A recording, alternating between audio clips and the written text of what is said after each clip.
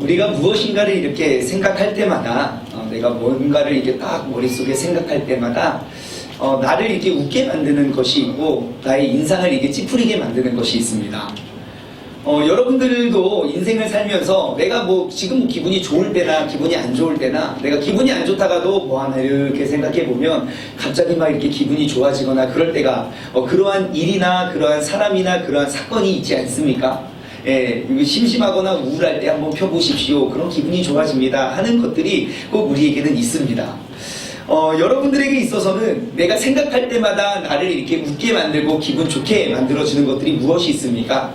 저에게는요, 내가 생각할 때마다 기분을 좋게 해주는 사람이 있습니다. 어떠한 사람이냐면, 요즘에 제가 이제 새벽 예배 찬양 운행을 합니다. 엄청 좋아요. 새벽마다 이렇게 찬양 운행하는 건 정말 큰 은혜가 있습니다. 제가 왜 그렇게 하냐면, 새벽 일어날 때마다 제가 이렇게 생각나는 한 사람, 저의 너무 매일 아침 저의 기분을 좋게 떠올려주는 한 사람이 있기 때문입니다. 제가 미국에 이제 유학 초기 때 미국에 가서 이제 미국 생활을 하는데, 저 혼자 그냥 미국에 그냥 떨렁 갔거든요. 아는 사람도 하나도 없고 저를 챙겨주는 사람, 돌아보는 사람이 한 명도 없었습니다. 근데 저희 집과 그리고 교회가 굉장히 먼 거리에 있었어요. 그래서 전철을 한 40분 타고 내려서 버스를 한 15분 타야 그래야 저희 교회가 도착할 수 있습니다. 근데 뉴욕이라는 도시는요, 전철이 24시간 다녀요. 다니긴 다니는데 새벽에는 배차 간격이 너무 멀어서 제가 그 전철 딱 한 개를 놓치면 그날은 새벽 예배를 못 가는 거예요. 그래서 제가 매일은 새벽 예배를 못 가도 막 전철역까지 뛰어가서 그 전철을 타고 40분 전철 타고 20분 그 버스 타고 15분인데 걸어가면 비슷해요. 그 버스 기다리는 시간. 그래서 막 열심히 뛰어서 새벽 예배 드리고 또 돌아오고를 할 때마다 제가 맨날 가는 길 오는 길 뭘 기도했는지 아십니까? 국가의 평화, 세계적인 남북통일 그런 기도 안 합니다. 하나님 빨리 나에게 차를 주세요. 하나님 내가 차 타고 20분이면 갈 거리 내가 지금 이거 맨날 이 새벽마다 이렇게 먹은 고생입니까? 내가 편하게 교회 가면 주님도 기뻐하시는 거 아닙니까? 빨리 차를 달라고 그렇게 기도를 했는데 하나님이 이렇게 응답하시더라고요. 하루는 어느 부흥 강사님이 오셔서 막 설교를 하시다가 작정하래요. 새벽 예배 작정하래요. 그래서 여러분 새벽 예배 하나님의 놀라운 은혜가 주고 100일 작정하시기 바랍니다. 그러니까 어떤 집사님이 벌떡 일어나는 거예요. 새벽 예배 100일 헌신하시고 손 들으라고. 자기도 모르게 손을 들고 있더래요. 그래서 그분이 약속을 했습니다. 그분이 또 그 다음 멘트, 지금 100일 약속하신 분들은 100일 중에 하루라도 빠지면 그날부터 다시 100일. 그래서 지금도 새벽 예배 다니고 계십니다. 그 집사님을 마음을 변화시켜줘서 저는 저 차 달라고 기도를 그렇게 새벽마다 했는데 그 집사님이 새벽마다 저를 태우고 교회를 가시는 거예요. 저랑 집이 좀 멀었어요. 근데 교회 가면 이렇게 가면 될 길을 저 때문에 이렇게 돌아가셨는데 세상에 우리 하나님은 저는 쬐끄만 모닝이라도 좋으니까 쬐끄만 경차라도 달려고 기도를 했더니 그 집사님의 집에 차가 2대가 있는데 하나는 아우디고요. 하나는 렉서스예요. 하나님한테 차 달라고 전철에서 그렇게 기도를 했더니 하나님이 자고 있으면 전화 와요. 때르릉 전화하면 목사님 5분에 도착합니다. 전화 받고 내려가면요 아우디가 딱 써 있어요. 그래서 이게 편하게 하고 다음날 보면 렉서스가 딱 써 있고, 야 하나님이 이렇게 응답해 주시더라고요. 여러분 제가 새벽 예배 일어나기 힘들 때마다 저는 그 사람을 떠올리면 아직도 기분이 좋아요. 장소도 있습니다. 내가 그냥 똑같은 장소이지만 모든 사람들에게 같은 의미가 주어진 건 아닌 것 같아요. 오늘 1부 예배 때 우리 자녀들에게 물어봤더니 여러분 오늘 가수 제일 좋아합니까? 그러니까 막 고래고래 함성을 지르며 BTS! 그러는 거예요. BTS가 뭐예요 하시는 분들은 여러분 안 됩니다. 이거 모르면 안 됩니다. 저 옛날에 원호원 가수가 무슨 100일 했다가 저 엄청 욕먹었거든요. 원호원이라고 꼭 해야 되고, BTS 여러분 멤버가 몇 명인지 아십니까? 그게 가수야? 여러분 그러면 안 됩니다. 우리가 알고 있어야 돼요. BTS가 얼마 전에 올림픽 잠실주 경기장에서 공연을 했습니다. 예, 거기에 또 우리 BTS를 사랑하는 또 우리 자녀들이 또 갔다 왔다 아닙니까? 예, 우리 오빠들의 육성을 듣기 위해서. 예, 그럼요. 그거 엄청 중요하거든요. 컴퓨터 속에만 있는 게 아니라 육성을 듣기 위해서. 똑같은 장소예요. 하지만 그 오빠들의 육성을 들었던 그 장소는 나에게 특별한 장소가 됩니다. 세종 살면서 서울 갈 일 별로 없습니다. 근데 서울 갈 때마다 올림픽대로 타면 잠실 주 경기장이 보이거든요. 그럼 그 장소를 생각할 때마다 그때 그 감격을 잊을 수가 없는 것이죠. 여러분 인생을 살면서 그러한 특별한 장소 있지 않습니까? 내가 생각할 때마다 나의 기분을 즐겁게 해주는 장소. 음식도 있습니다. 내가 생각할 때마다 기분이 좋아지는 음식이 있습니다. 제가 미국 오늘 뉴욕 이야기를 하니까 뉴욕에서요. 저랑 제일 가까이 친하게 지냈던 형이 있습니다. 그 형과 저에는 큰 차이점이 있었어요. 저는 이렇게 날씬하지만 그 형은 퉁퉁했어요. 퉁퉁한 형이었어요. 왜 그러냐면 그 형은 먹는 걸 되게 좋아했던 형이었어요. 그래서 어떻게 뭐냐면 저는 그냥 어차피 새끼 먹고 사는 거 똑같으니까 저는 밥 먹을 돈 아껴서 다른 걸 사거든요. 근데 그 형은 맛있는 거 내가 내 돈 주고 먹는데 그 맛없는 걸로 이 소중한 배를 왜 채우냐는 거죠. 하나를 먹더라도 조금을 먹더라도 맛있는 걸 먹어야 된다. 그런 친구를 옆에 두면 엄청 행복합니다. 항상 저한테 야 뭐 먹을래? 그러면 저는 아무거나 해요. 그러니까 아무거나 주면 정말 아무거나 다 맛있게 먹습니다. 그래서 제 주변의 사람들은 춘만이가 못 먹는 거는 사람 먹는 거 아니라고 말을 할 정도로 저는 사람 먹는 거 다 좋아합니다. 그런데 그 형이랑 같이 지내면서요, 정말 뉴욕의 3대 피자집 막 이름 하면 다 아는 거죠. 뉴욕의 3대 스테이크집 막 다 가고요. 뉴욕의 3대 햄버거집 다 가고요. 뉴욕의 3대 일본 라면집 무슨 3대는 다 있어요. 그래서 전 세계 음식 종류별로 다. 여러분 혹시 뉴욕 가실 일이 있으면 저에게 말씀해 주시면 제가 일주일 아침 점심 저녁 맛집 리스트를 다 보내드리겠습니다. 다 찾아갔어요. 그냥 말씀을 주면 생각했죠. 내가 이렇게 생각할 때마다 이렇게 입에 침이 도는 그런 음식이 무엇인가. 여러분 뉴욕에 가면요, 브루클린이라는 동네가 있습니다. 하긴 흑형들이 많이 사는 동네인데 그 브루클린 한쪽 기택리에 1887년부터 고기를 굽기 시작한 스테이크 하우스가 있습니다. 이름하여 피터 루거 스테이크 하우스라고요. 뉴욕에 가실 일 있으면 꼭 가십시오. 거기는요, 여러분 1887년도면 대한민국 기독교 최초 선교사님이 들어왔을 때거든요. 그때부터 스테이크를 굽기 시작해서 약 한 130년 동안 스테이크를 굽기 시작하는데 매년 미국 전역에 스테이크 평가를 하면 1등을 놓치지 않는 집이 그 식당이에요. 엄청 맛있어요. 메뉴 딱 보잖아요. 메뉴판 많이 써 있는데요. 메뉴 딱 하나예요. 스테이크 for 1, 1인분. 스테이크 for 2, 2인분. 스테이크 for 3, 3인분. 그거 전부예요. 얼마나 맛있는지 어떻게 좀 사드릴 수도 없고, 여러분 내년에 비전 드림 갑시다. 뉴욕에서 피터로 사진을 찍어서 우리 보여주는 걸로. 자, 제가 지금 그거 생각해도요, 입에 침이 돌아요. 내가 생각할 때마다 나의 입에 침을 고이게 만드는 음식도 있습니다. 그렇다면 여러분, 내가 교회를 다니는 성도로서 내가 생각할 때마다 나의 기분을 좋게 만들어주는 교회가 혹시 있었습니까? 할렐루야. 대답을 기대하지는 않았지만 그렇게 말씀해 주셔서 너무 감사한데, 여러분 한번 떠올려 보십시오. 내가 지난날 이렇게 신앙생활을 해오면서 나의 상황에 달라짐과 상관없이 내가 그것을 생각할 때마다, 아무리 우울했더라도 그거 생각할 때마다 내 마음이 기쁨이 샘솟는 그러한 교회, 그러한 공동체, 하나님께 감사하며 기쁨이 내 안에 막 샘솟듯이 솟아나는 그러한 공동체와 교회를 경험한 적이 있으십니까? 여러분, 내가 누군가를 믿고 신뢰하면서 내가 편안하게 정말 내 속 마음까지 다 터놓을 수 있는 그러한 공동체, 반면 내가 교회를 아무리 오래 다녔더라도 내가 누군가에게 내 마음 열 수 있는 한 공간도 찾지 못하고 여전히 낯설고 여전히 서먹서먹한 관계를 맺고 있다면, 아마 여러분 이 교회를 생각할 때마다 어쩌면 아픈 상처들이 떠오르는 사람일 수도 있습니다. 제가 이것을 좀 더 확대해서 생각해 봤습니다. 우리 이 자리에 있는 여러분들 말고 여러분 집에 있는 사람들에게, 여러분 가정에 아직 주님을 믿지 않는 그런 가족원들에게 그들이 세종중문교회에 대해서 생각할 때마다 그곳은 어떠한 곳이야 라고 떠올려 볼 수 있을까요? 나의 모습을 보면 알겠죠? 내가 교회에 대한 무슨 이야기를 했는지 그들은 그 들은 이야기만 듣고 생각을 할 겁니다. 좀 더 크게 확대해 볼까요? 지금 우리 교회 이 근방에 있는 그 식당 혹은 뭐 장사하시는 분들의 사장님들에게 있어서, 그 사장님들과 직원들에 있어서 우리 교회에 대해서 생각할 때마다 그들은 어떠한 공동체라고 그들은 기대하고 생각할까요? 제가 조금 더 확대해 볼까요? 그러면 이 교회의 참 주인이신 예수 그리스도께서 오늘날 세종 중문교회를 떠올렸을 때 그곳은 어떠한 공동체라고 주님께서는 생각하고 계실까요?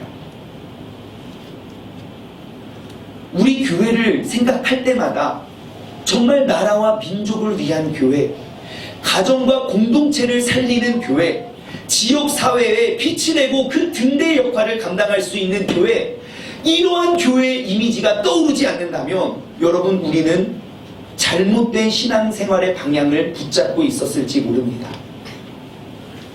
내가 이 하나님의 공동체를 생각할 때마다 그 주님의 소원과 주님의 뜻이 보여지지 않는지 우리 오늘 이 시간 다시 한번 점검해 보길 원합니다. 제가 성경을 읽다가요, 정말 부러운 교회를 하나 발견했습니다. 너무너무 부러운 거예요. 너무 부러워서 그걸 또 읽고 또 읽고 또 읽고 또 읽었는데도 부러워요. 진짜 꼭 이러한 교회가 되었으면 좋겠어요. 그래서 그 교회는 어떠한 교회냐면요, 내가 그 교회를 생각할 때마다 마음속에 기쁨과 감사가, 샘솟는 기쁨과 감사가 막 샘솟는 그러한 교회예요. 제가 너무너무 이 교회가 부러워서 오늘 여러분들과 함께 나누며 우리가 비전 2020 이제 새로운 한 해를 준비하면서 우리가 진짜 이러한 교회 함께 이루어가길 소망합니다. 제가 그렇게 부러워하는 교회가 바로 빌립보 교회인데요, 오늘 본문 말씀 3절을 보면요, 이렇게 고백합니다. 여기서 나는 사도 바울입니다. 사도 바울은 누구냐면요, 예수님을 만나는 그 순간 그 즉시부터 예수님이 살아계신 하나님의 아들이라고 전 세계를 다니며 전도했던 사람입니다. 그 사도 바울이 복음을 전하다가 전도했다는 이유만으로, 사람들의 아픈 병자를 고쳤다는 이유만으로 감옥에 갇히게 됩니다. 감옥에 갇혀서 그냥 그때 2000년 전에 그 로마 감옥이 어떻겠습니까? 그 지하 감옥 손발이 묶인 채 빌립보 교회, 에베소 교회, 골로새 교회, 빌레몬서 그 4가지의 책을 그 감옥에서 기록을 하거든요. 그래서 그 감옥에서 지금 나 바울이 너희를 생각할 때마다 그 너희는 누구입니까? 바로 그 빌립보 교회의 성도들이죠. 예, 우리가 이곳에서 내가 너희를 생각할 때마다 내가 하는 건 무엇입니까? 하나님께 감사한대요. 내가 지금 내 상황이 어떠하든지 그건 중요한 게 아니에요. 내 마음은 되게 슬플 수도 있고 되게 힘들 수도 있어요. 실제로 바울은 감옥에 갇혀 있어요. 감옥에 갇혀 있는데 그 아이를 생각할 때마다 그 교회를 떠올릴 때마다 아마 감사가 터져 나오는 거예요. 네? 굉장히 우울할 때 우리 BTS 오빠 공연 생각하면 기분이 좋아지는 것처럼, 네? 굉장히 우울할 때 그 스테이크 생각하면서 막 침 흘리는 것처럼 내가 영적으로 육적으로 너무너무 힘들 때 그 교회를 떠올릴 때마다 나에게 감사가 터져 나온대요. 여기서 그치지 않습니다. 4절 보면요, 내가 너희를 간구할 때마다 너희의 무리를 위하여 기쁨으로 항상 간구한대요. 여러분, 지금 사도 바울의 상황을 한번 우리가 그의 입장을 한번 생각해 봅시다. 내가 복음 전파의 사명을 가진 사람이에요. 그럼 내가 숨을 쉬는 이유, 내가 밥을 먹는 이유, 내가 뛰어다니는 일을 하는 이유, 내가 그 주님의 복음을 전파할 때 나에게 가장 큰 기쁨이 돼요. 근데 내가 감옥에 갇혔네요. 내가 감옥에 갇혔다는 건 무엇을 말합니까? 내 꿈이 좌절된 거예요. 나는 복음 전파를 위해 사는 도구인데 내가 복음 전파를 하지 못해요. 그러면 감옥에 갇혀있는 몸이 힘든 게 아니라 아마 그 마음이 얼마나 힘들겠습니까? 이렇게 생각해 보세요. 여러분이 운동선수예요. 내가 축구선수예요. 어려서부터 축구를 열심히 해서 정말 꿈에 그리는 국가대표 선발이 됐어요. 근데 훈련을 하다가 다리를 다쳤는데 2번 다시 축구할 수 없대요. 여러분, 그때 기분이 어떻겠습니까? 다쳤네, 뭐 딴 거 하지 뭐. 절대 내가 지금 다리를 다친 게 아니라 내 인생이 지금 꺾인 거지요. 그게 무슨 무슨 뭐 축구 선수뿐만 아니고 뿐은 아닙니다. 악기를 연주하는, 예를 들어 우리 이마가 여기 바이올린 열심히 잘하고 있는데, 이나가 입시를 준비하고 정말 열심히 준비해서 그 좋은 대학교 시험 보기 전날 손을 다쳤어요. 여러분 마음이 어떻겠습니까? 정말 이거는 그냥 손이 아픈 게 아니라 내 인생이 무너지고 꺾여내는 거 아닙니까? 복음 전파를 위한 사명을 갖고 있던 바울이 감옥에 갇혔다는 그 사실만으로 그는 내 인생 모든 것들을 잃어버린 것과 같은 절망의 순간입니다. 근데 그 절망의 순간, 절망의 상황 속에서 이 사람 지금 뭐하고 있습니까? 야, 내가 너희를 생각할 때마다 내 안에 감사가 넘쳐. 내가 너희를 생각할 때마다, 내가 너희를 위해 기도할 때마다 기쁨으로 항상 나는 기도를 하는 사람이야. 여러분, 소망을 잃어버린 인생은 절망입니다. 하지만 그러한 상황 속에서 바울은 감사를 하고 있는 것입니다. 왜요? 그들을 생각할 때마다 그들의 기쁨이 나에게 오기 때문입니다. 여러분, 지금 빌립보서는 4장밖에 되지 않는 짧은 책입니다. 이 4장밖에 되지 않는 짧은 책의 주제가 무엇인지 아십니까? 참고로 그 배경은 이 바울이 복음 전파하다가 복음 전파해야 될 그 바울이 감옥에 갇힌 그 배경입니다. 이 빌립보서의 핵심 내용은요, 기쁨이에요. 기쁨. 4장밖에 되지 않는 짧은, 장수로 2장밖에 되지 않는 짧은 책에 기쁨이라는 단어가 19번이나 반복해요. 여러분, 지난 한 주 동안 사시면서 내가 기뻐하라고 누군가에게 권면한 적 있으십니까? 한 번이라도? 자신있게 손 들어보시죠. 아우, 막, 야, 너 기뻐해라! 막 여러분 혹시 지난 한 주 동안 한 번이라도? 이유는 간단합니다. 내 안에 샘솟는 기쁨이 없기 때문이죠. 생각해 보세요. 이번 주에 우리 딸이 원하던 대학에 합격했다고 칩시다. 그 기쁨 어떻게 감추실 수 있겠습니까? 이번 주에 저기 제일 비싼 거기에 내가 당첨이 됐다고 한번 칩시다. 예? 그 아파트 당첨이 된, 여러분 그 기쁨 감추면서 살 자신 있습니까? 근데 왜 나 같은 죄인을 구원해 주신 그 구원의 기쁨을 왜 이렇게 잘 숨기고 다니시나? 사도 바울이 왜 그 감옥 안에 갇혀서 그 빌립보에 있는 그 사람들에게 내가 지금 내 꿈이 무너졌는데 편지를 쓰면서 19번이나 기뻐하라고 강조하는지 아십니까? 그 안에는 내가 주체할 수 없을 만큼 샘솟는 기쁨이 그에게 솟아나기 때문입니다. 여러분, 예수님을 믿는다는 건 바로 이러한 기쁨을 누리는 겁니다. 내가 힘들고 어렵고 두렵고 염려가 되어서 내 몸에 뭐 기쁨보다 슬픔이 아니요, 그 모든 슬픔을 이겨낼 수 있는 게 주님의 구원의 기쁨이고 주님의 능력임을 내가 안다면 여러분, 샘솟는 기쁨을 주체할 수 없을걸요. 여러분, 바로 교회는 이러한 공동체입니다. 그 기쁨을 가진 사람들이 모여있는 그들을 내가 생각할 때마다, 설령 나는 감옥에 갇혀있지만 내가 너희를 생각하면 내 마음속에 기쁨이 그렇게 생성난다. 내가 그 빌립보 교회의 성도들을 생각할 때마다 나는 지금 감옥에 갇혀있지만 너희를 생각하니 내가 너무너무 기쁨이 된다. 왜냐? 그렇게 죄와 사망에 빠져있던 너희들이 이제는 주님의 영광을 위해 쓰임받는 도구가 되는, 아우 나 진짜 너무너무 기쁨을 증거하고 가리키는 것이 바로 교회 공동체라는 사실입니다. 여러분, 교회 공동체는 바로 이러한 곳입니다. 나의 상황은 절망적이고 나의 상황은 어렵고 나의 꿈이 좌절되고 내가 다치고 상처받고 그리고 내가 감옥 안에 갇힌 것과 같은 상황 속에서도 내가 생각만으로 기쁨과 감사를 고백할 수 있는 공동체. 어떻게 그 공동체가 이루어졌을까요? 여러분, 바울은 빌립보 교회가 정말 감사할 일들이 있어서 기도를 했을까요? 아니면 감사할 일 없어도 기도를 했을까요? 아마 감사할 일 없었어도 기도를 했을 겁니다. 중요한 건 뭡니까? 서로가 서로를 위해 중보하고 기도할 수 있는 공동체라면 아무리 어려운 절망적인 상황 속에서도 우리는 기뻐할 수 있다는 것입니다. 여러분, 주변을 둘러보십시오.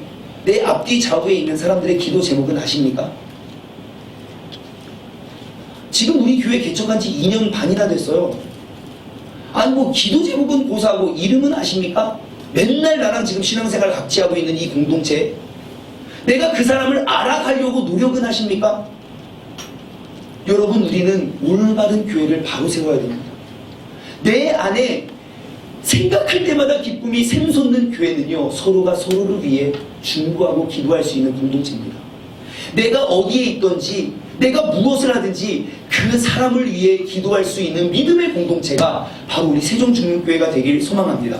그러면 사도 바울을 그 절망적인 상황 속에 기쁘게 만든 그 이유가 무엇입니까? 세 가지를 나눠보기를 원해요. 내가 생각할 때마다 기쁨이 충만한 교회가 되기 위해선 첫 번째, 복음을 위한 일에 참여해야 됩니다.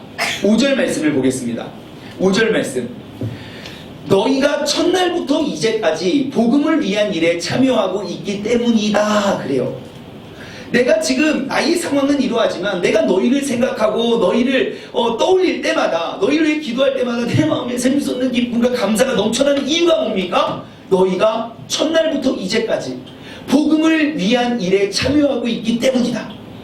여러분, 교회는 바로 이러한 곳입니다. 내가 주님을 처음 만난 그 순간부터 오늘 이 시간 이 자리까지 복음을 위한 일에 참여하는 공동체예요.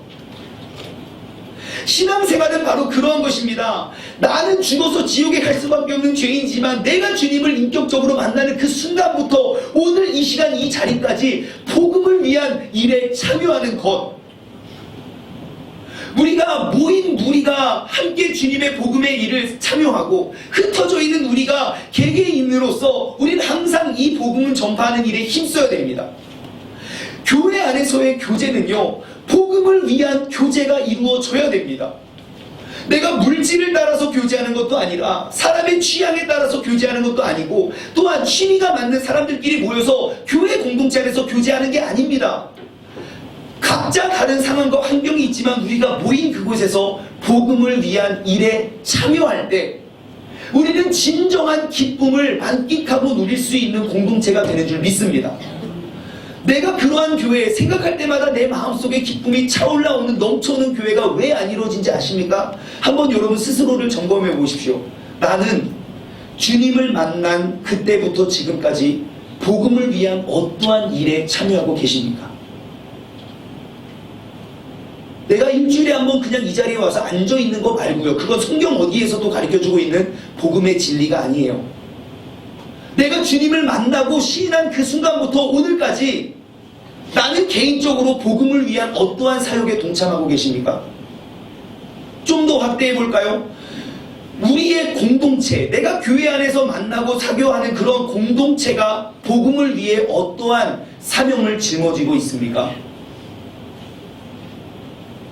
여러분, 우리가 여기부터 바꿔야 됩니다.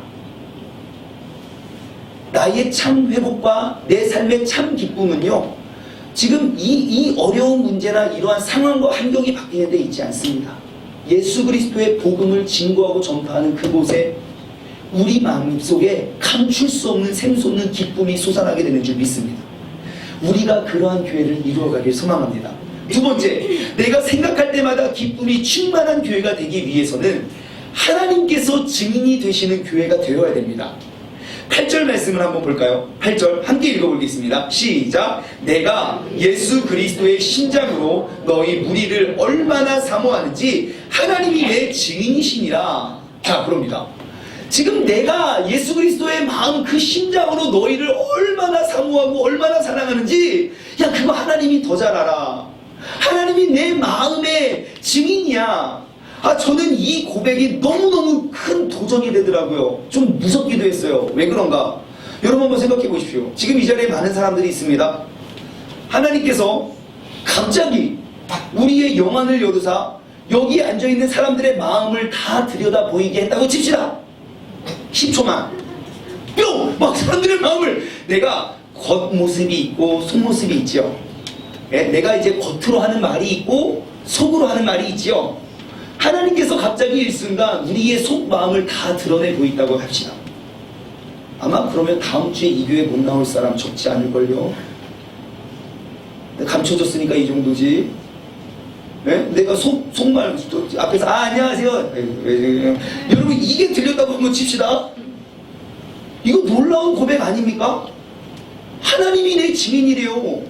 우리가 지금까지 신앙생활 해왔던 모습은요, 내 속모습이 들추어지면 들추어질수록 나로부터 사람들이 떠나가는 공동체가 우리가 알고 있던 교회 모습 아닌가요? 근데 빌립보 교회는 달라요.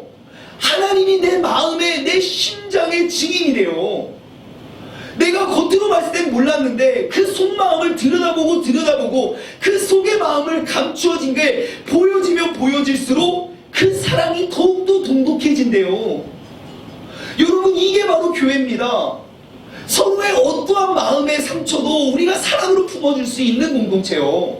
세상 어디에서도 그 속마음을 들여다보면 다 손가락질하고 욕하고 떠나가고 차버리지만 교회는 그러한 곳이 아니에요. 교회는 우리의 속마음을 하나님이 다 아시고 하나님이 증인인데, 내가 당신을 향한 나의 본 마음은 나는 당신을 사랑합니다.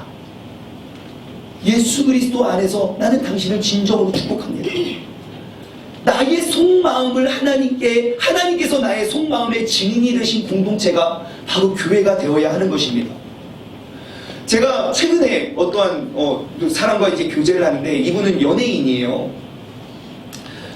예전에 천년 때 굉장히 잘 나가고 나를 소개하는 그 수식어가 정말 대한민국 최고라는 수식어가 늘 따라 붙었었어요. 근데 결혼하고 뭐 자녀를 양육하고 하다가 오랜만에 방송을 출연했는데, 그 방송 출연하는 곳에 옛날에 나한테 붙었던 그 최고의 수식어가 이제는 다른 사람한테 붙어 있더래요. 난 항상 내가 최고였는데. 방송국 대본을 딱 보니까, 가서 보니까 그 사람이 최고인 거예요. 벌써부터 기분이 상한 거예요. 방송 녹화를 해야 되는데 이게 벌써 나는 감옥에 지금 갇혔어요.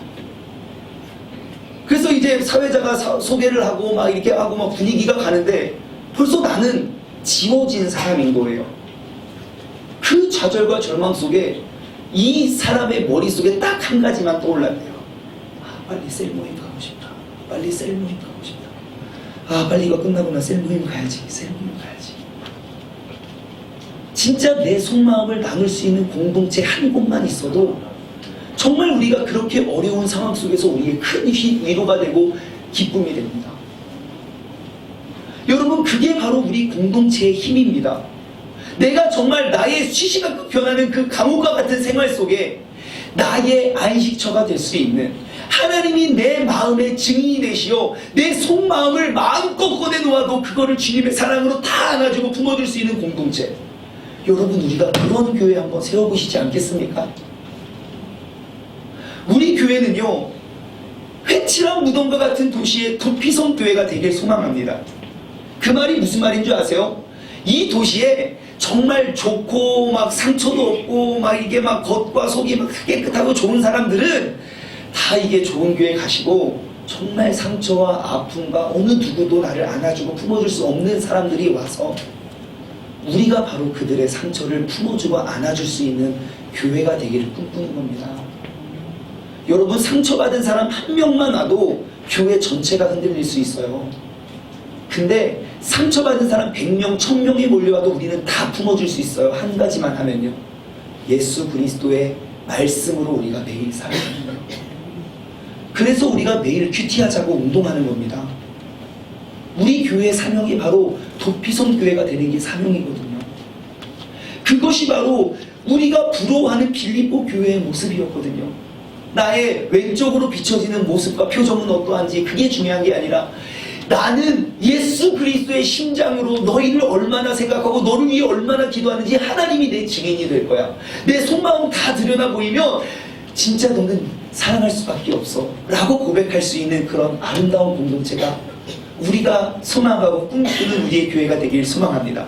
마지막으로 세 번째, 생각할 때마다 기쁨이 충만한 교회가 되기 위해서는요, 예수 그리스도의 열매를 맺는 교회가 되어야 됩니다. 11절입니다. 예수 그리스도로 말미암아 의의 열매가 가득하여 하나님의 영광과 찬송이 되기를 원하노라 그래요. 예수 그리스도의 열매가 가득하대요. 모여있는 무리와 그 빌립보 교회 안에요. 여러분 요한복음 15장에 보면요 이러한 비유가 있습니다. 나는 포도나무고 너희는 가지다. 너희가 내 안에 내가 너희 안에 있으면 너희가 원하는 대로 구하면 내가 다 이루어주겠다. 그 예수님은 포도나무라고 비유를 하시고 우리가 그 나무의 가치를 매길 수 있는 열매를 맺는 가지래요.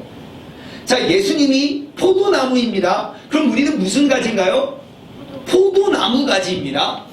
그러면 우리의 모습 속엔 어떠한 열매가 맺혀져야 정상입니까? 포도가 맺혀져야 정상입니다.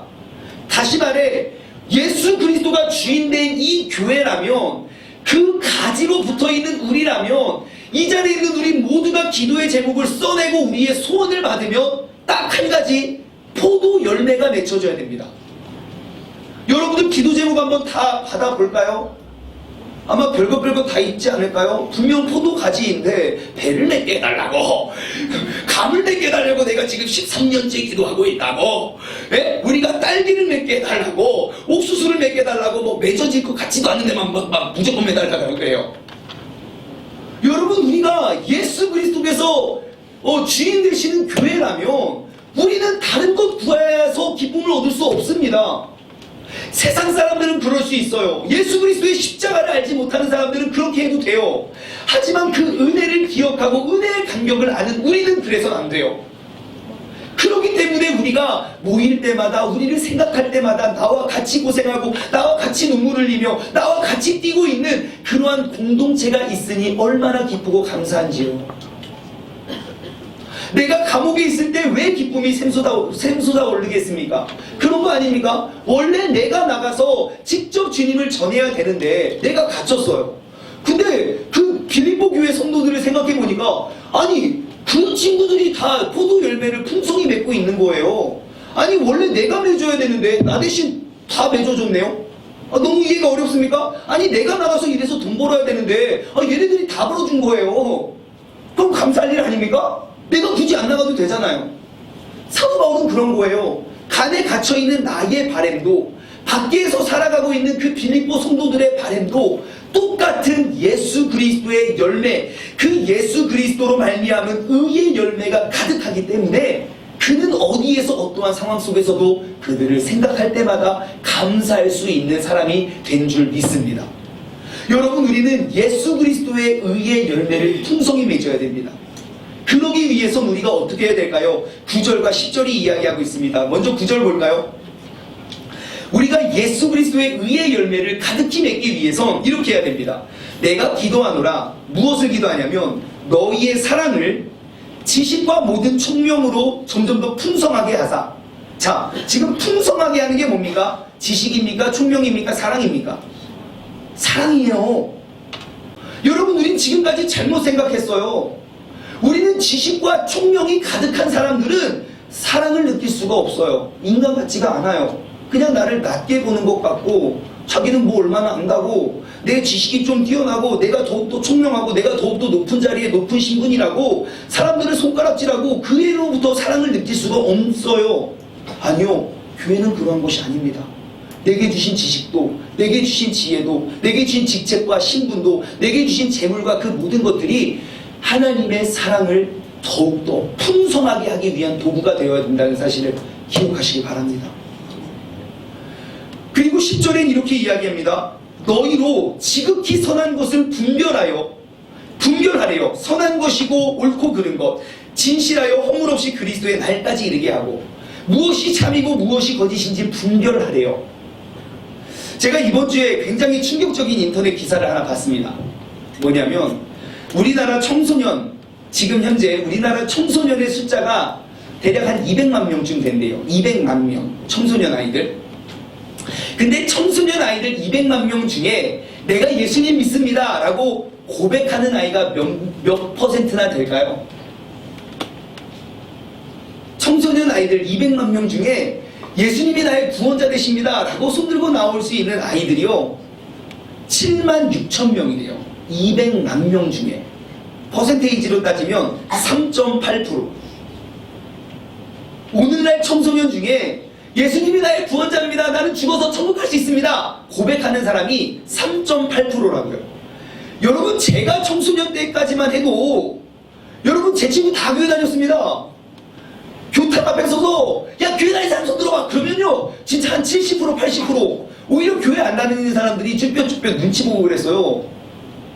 근데 요즘은요 이 통계대로라면 우리 중고등학교에 다니는 아이들이 반에 가서 야 교회 다니고 오늘 죽어서 천국 갈 수 있는 사람 손 들어봐 그러면요 10명에 1명도 아니고요 한 반 전체에 1명 정도 부끄럽게 손 든대요. 전교생 다 모여서 여러분 오늘 죽어서 천국 갈 수 있는 예수님을 구원자라고 믿는 사람 손 들어보세요 하면 전교생 모여도 한 4-5명 정도 손 드는 그게 오늘날 한국의 모습입니다. 풍요 속의 빈곤이죠. 그의 증거를 대드릴까요?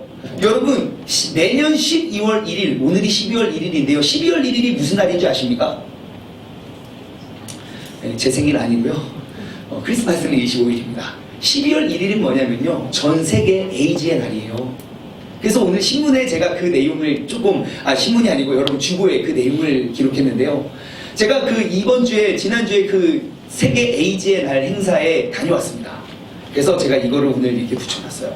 한번 읽어주시겠습니까? 그 올해 그 에이즈의 날, 대한민국 에이즈의 날을 맞아서 그들이 외쳤던 그 슬로건입니다. 한번 읽어보세요. 시작! 대한민국 청소년들을 에이즈로부터 지켜내래요. 그게 지금 대한민국의 에이즈의 날을 맞은 사람들의 표어예요. 너무 생뚱맞는 거 아닙니까? 근데 왜 대한민국에서 세계 에이즈의 날의 표어를 대한민국의 청소년들을 에이즈로부터 지켜달라고 왜 외치는지 아세요? 너무너무 신기해요. 전 세계적으로 에이즈의 발병률은 감소하고 있어요. 놀랍게도 대한민국은 엄청난 성장률을 보이고 있어요. 더 신기한 건 뭔지 아십니까? 그 전 세계적으로 에이즈의 감염률이 줄고 있는데 대한민국은 늘어나고 있는데 더 신기한 건 40대보다 30대가 많고 30대보다 20대가 많고 20대보다 10대 에이즈 발병 성장률이 엄청나게 뛰어나고 있어요. 오죽했으면 이 나라 에이즈의 날 행사 때 슬로건이 대한민국 청소년을 에이즈로부터 지켜달라고. 여러분 대한민국이라는 나라 진짜 문제가 많아요. 보건복지부에서 에이즈는 진짜 무서운 병이고 동성연애를 했을 때 발병이 되거든요. 근데 그 진짜 사실을 감추고요 콘돔만 잘 사용하면 에이즈 감염되지 않는다고 가르쳤어요. 그게 피해자들이 청소년들이 얼마나 많은지 몰라요. 나 콘돔 잘 썼는데 왜 에이즈에 걸렸지? 속고 있거든요. 무엇이 옳고 그른지 무엇이 선이고 무엇이 거짓인지 판명하지 못하는 시대를 우리는 지금 살아가고 있습니다.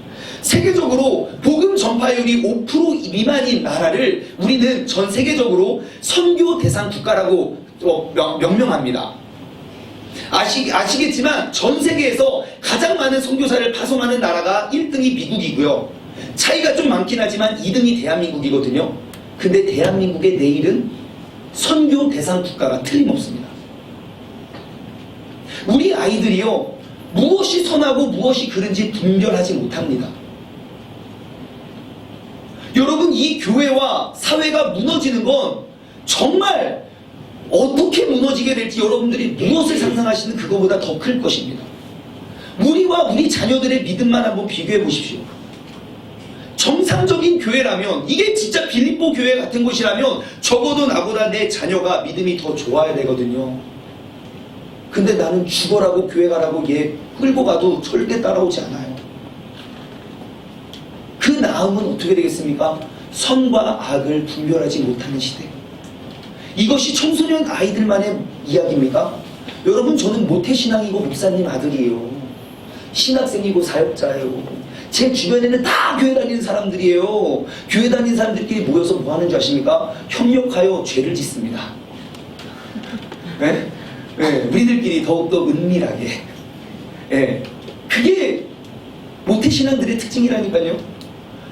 어떤 교회는요 모든 교회의 사조직을 다 반대해요. 그 교회의 성도들이 2명, 3명만 모이면 큐티 나눔하래요. 같이 운동하지 말라 그래요. 왜요? 성경에 그런 거 사조직 모임 하지 말라고 그랬다고. 초대교회에 그런 모임 없었다고. 스포츠 동호회 이런 거 없었다고. 무조건 모이면 말씀 나누라 그래요. 아 무슨 교회가 그럽니까? 근데 어떻게 생각하면 그게 많은 것 같아요. 함께 모여서 우리가 무엇이 옳고 그른지를 보자고요. 우리는 어떻습니까? 교회 10년, 20년 직분 직책 받으신 분들 보면 다 교회 다녀요. 그 보면 모여서 맨날 고스톱 치고 좀 10원에서 100원 되고 그러다가 200원 되고 그 교회 떠나고 맨날 모여서 몰래 술 먹고 그게 우리들의 모습 아닌가요? 여러분, 우리로 하여금 지극히 선한 것과 그른 것을 분별할 수 있는 날선 검을 가지고 서야 됩니다.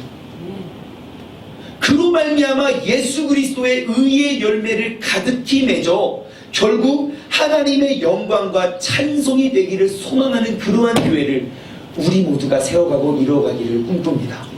한번 정리해 볼까요?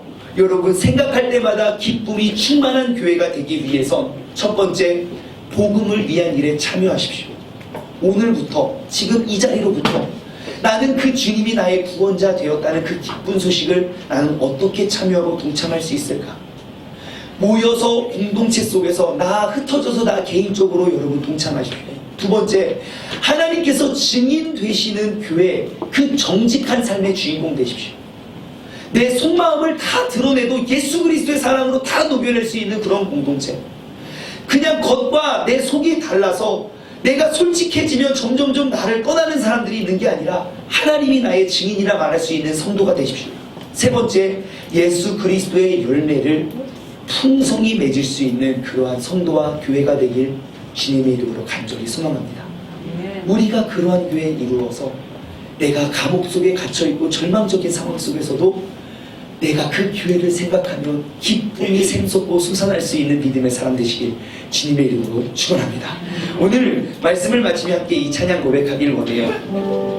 오늘 말씀을 이렇게 요약 정리해서 녹여놓은 것 같은 말씀이에요. 나는 주님의 기쁨이 되길 원합니다. 주님, 나의 마음을 새롭게 하소서. 내가 이제 이전에 낡은 부대가 아니라 이제 새 부대가 되게 하여 주사 주님의 빛을 나로 말미암아 비추게 하여 주옵소서. 내가 원하는 한 가지는 바로 주님의 기쁨이 되는 겁니다. 우리가 원하는 한 가지는 바로 그 주님의 기쁨이 되는 것입니다. 여러분, 내가 생각할 때마다 내 마음의 기쁨과 감사가 샘솟아날 수 있는 그러한 교회와 그러한 신앙 공동체를 우리가 꿈꾸며 이루어가길 간절히 소망합니다. 우리 찬양 고백하며 나아가도록 하겠습니다.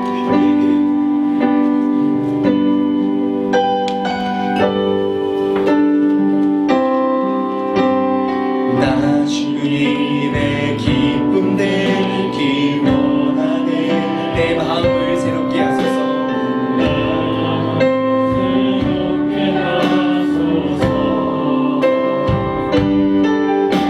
새 부대가 되게 하여 주사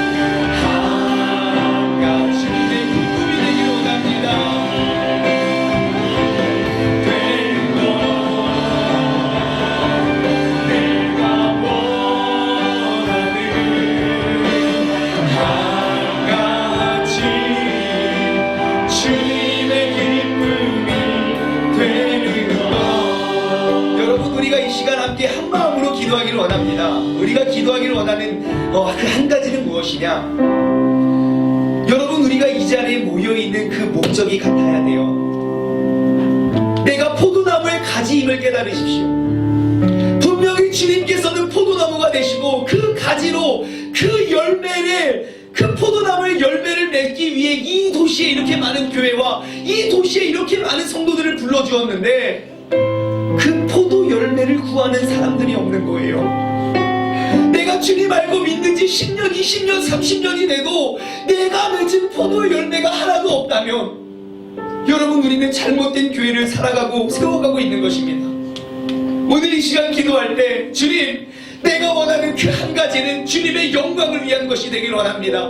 이제 주님을 알지 못하는 사람도 구하는 세상의 명예나 세상의 지식과 그런 세상의 돈이나 그러한 것들을 위해 내가 구하는 것이 아니라 이 패악한 세상 속에 하나님의 그 영광과 기쁨이 가득하기를 내가 기도하기를 원한다고 우리 두 손을 번쩍 들고 주님의 이름 한 번 부르짖고 우리가 간절히 기도하기를 원합니다. 주여,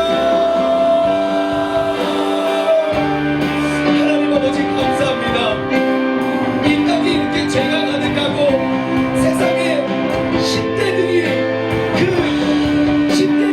MG에 걸린 환자가 늘어나고 있는 이유는 그 죄악이 많고 그들이 잘못돼서가 아니라 하나님의 진리의 말씀을 알고 있는 이 기독교인들이 타락했기 때문입니다.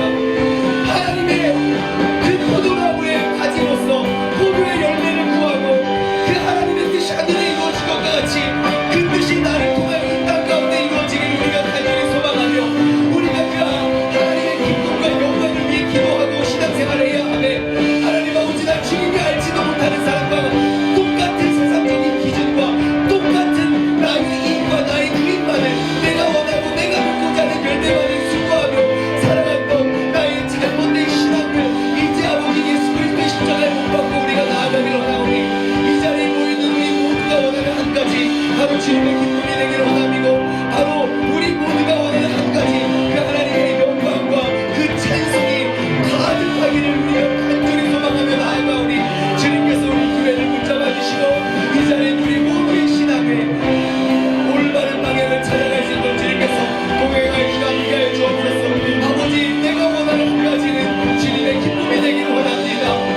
내가 원하는 한 가지, 주님의 기쁨이 되는 것. 내가 원하는 한 가지, 주님의 기쁨이. 우리의 마음을 담아 간절히 우리의 목소리로 고백할까요? 내가 원하는 한 가지, 주님의 기쁨이 되는 것. 내가 원하는 한 가지, 주님의 기쁨이. 한 번만 더 마음을 담아 고백합시다. 내가 원하는 한 가지, 내가 원하는 한 가지, 주님의 기쁨이 되는 것. 내가 원하는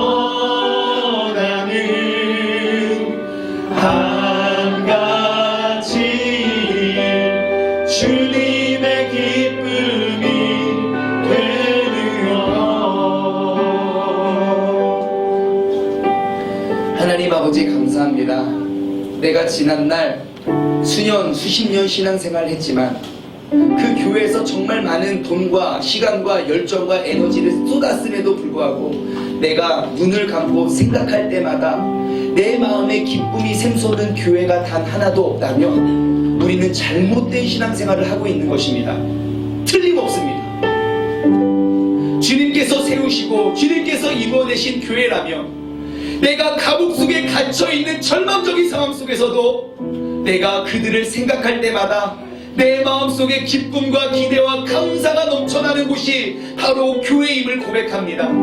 주님, 지난날 내가 방향을 잃어버리고 내가 꿈을 찾지 못하고 내가 올바른 신앙생활 하지 못했던 나의 모든 죄악들을 내가 예수 그리스도의 십자가에 못 박아버리고 오늘 이 시간 이 자리로부터 이 자리에 모여있는 우리 모두가 원하는 그 한 가지, 예수 그리스도의 의의 열매를 가득히 맺을 수 있는, 그로 인해 하나님의 영광과 찬송이 가득하길 소원하는 그러한 교회를 우리 모두가 함께 이루어가고 세워가길 소망하오니 주님께서 우리의 세종 중문교회를 기억하여 주시고 우리들을 불쌍히 여겨 주옵소서. 아버지, 정말 겉은 화려하고 겉은 멋있지만 내가 오늘도 죽을까 말까를 매일 고민하는, 내가 이 사람과 이혼할까 말까를 매일 고민하는, 내가 집을 나갈까 말까를 매일 고민하는 이러한 회칠한 무덤과 같은 도시에 우리가 새로운 생명을, 그 그리스도의 사랑과 그 용서를 심어줄 수 있는 도피성교회의 역할을, 사명을 감당해낼 수 있는 우리 세종중문교회 모든 가족들이 되게 하여 주옵소서. 이제는 우리 주 예수 그리스도의 은혜와 아버지 하나님의 무한하신 사랑하심과 성령님의 교통하심이 우리가 원하는 그 한 가지 주님의 기쁨과 영광이 되어 예수 그리스도의 의의 열매를 풍성히 맺길 소원하는 사랑하는 우리 세종중문 가족들 머리 위에 이제로부터 영원토록 함께 하시길 간절히 축원하옵나이다. 아멘.